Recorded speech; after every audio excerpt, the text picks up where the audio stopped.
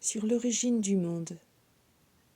Il y a de cela de longues, longues années, alors qu'il n'existait encore ni montagne, ni rivière, ni plaine, ni mer. Le Seigneur suprême des cieux était seul à contempler la terre depuis les hauteurs de son empire céleste. Un jour, sa petite-fille bien-aimée jouait avec les nuages blancs quand, soudain, la bague d'or qu'elle portait à son doigt glissa et tomba sans qu'elle ait pu la rattraper. Bientôt, elle disparut dans les abîmes, au-dessous de la sphère céleste. « Mon père, la jolie bague que tu m'avais offerte a glissé de mon doigt et je crois qu'elle est tombée sur la terre, » sanglota la fillette désolée. Son père la consola. « Ne pleure pas, mon enfant, nous allons la retrouver. » Le Seigneur suprême des cieux manda alors le chef de ses armées.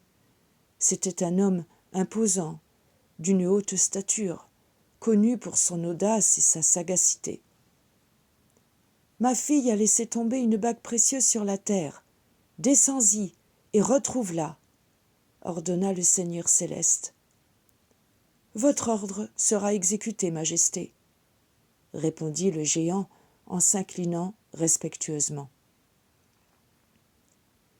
Puis il revêtit sa cuirasse, ceignit son épée et descendit sur un blanc nuage vers le lointain empire terrestre, qui était un vaste désert, recouvert seulement d'une boue collante.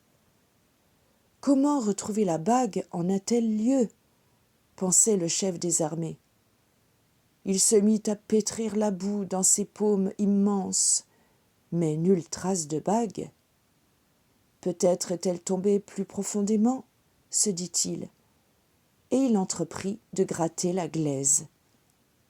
Bientôt, il fut entouré de monticules de boue, mais toujours aucune trace de la bague. Son uniforme de général était déjà tout souillé par la terre jaunâtre, et l'eau clapotait dans ses bottes. Mais il ne se décourageait pas. Il ne voulait pas décevoir son maître en revenant bredouille.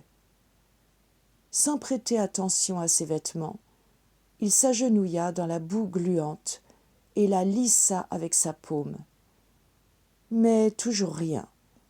Le petit anneau d'or demeurait introuvable.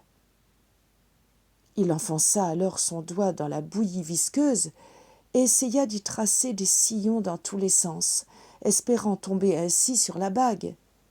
Hélas, tous ses efforts restèrent vains. Si sa stature de géant, ni sa force, ni son courage, ni son art guerrier, ni sa sagacité ne lui furent d'un quelconque secours, bon gré mal gré, il dut retourner dans les cieux sans avoir mené à bien sa tâche. « Nous n'y changerons rien, » fit le Seigneur suprême des cieux quelque peu contrarié. Et se tournant vers sa fille en pleurs, il s'efforça de l'apaiser. « Sèche tes larmes, je vais demander qu'on te fasse une nouvelle bague, encore plus belle que celle que tu as perdue. » Des années, des siècles, des millénaires se succédèrent. Sur la terre, jadis toute boueuse, la vie était née peu à peu. Les arbres et les fleurs y poussaient, les insectes et les animaux peuplaient les bois, et la race humaine avait fait son apparition.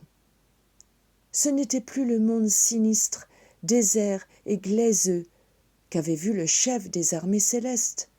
Bien au contraire. Grâce à lui, aux efforts qu'il avait vraiment déployés pour retrouver la bague perdue, la terre s'était métamorphosée. Là où le géant avait gratté la boue, des mers s'étaient formées, et là où il l'avait amassée, des collines et des montagnes abruptes se dressaient vers le ciel. Là où il avait lissé la glaise de sa paume géante, s'étendaient de vastes plaines, et là où il avait creusé des sillons, serpentaient des ruisseaux et des rivières.